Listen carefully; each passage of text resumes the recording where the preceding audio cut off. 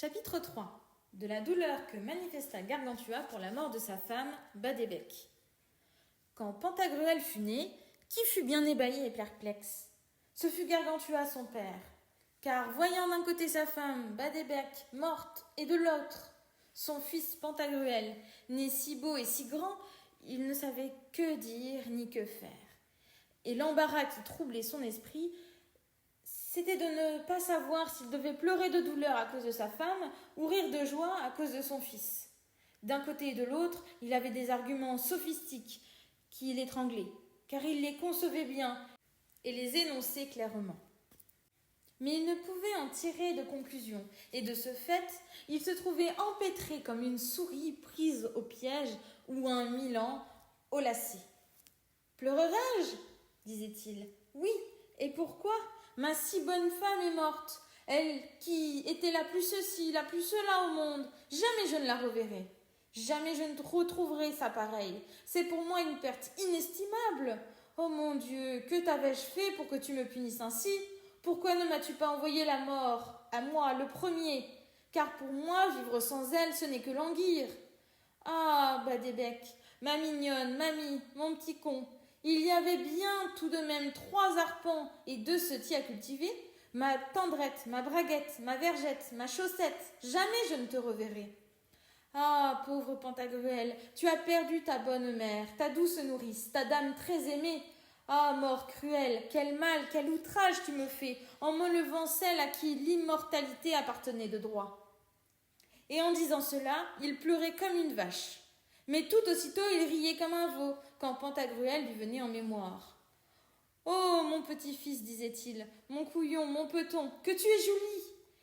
Et comme je suis reconnaissant à Dieu de m'avoir donné un si beau fils, si joyeux, si rieur, si joli. Oh, oh, que je suis bien aise. Buvons. Oh, laissons là toute mélancolie. Apporte du meilleur, rince les verres, mets la nappe, chasse ces chiens, souffle ce feu, allume la chandelle, ferme cette porte, coupe le pain pour la soupe. Ouvre à ces pauvres, donne-leur ce qu'ils demandent. Tiens ma robe, que je me mette en pourpoint pour fêter nos commères. » En disant cela, il entendit les litanies, les mémentos des prêtres qui portaient sa femme en terre. Il laissa donc là ses joyeux propos, et subitement sa pensée fut entraînée ailleurs. Et il dit : « Seigneur Dieu, faut-il que je m'afflige encore ? Cela m'est dur, je ne suis plus tout jeune.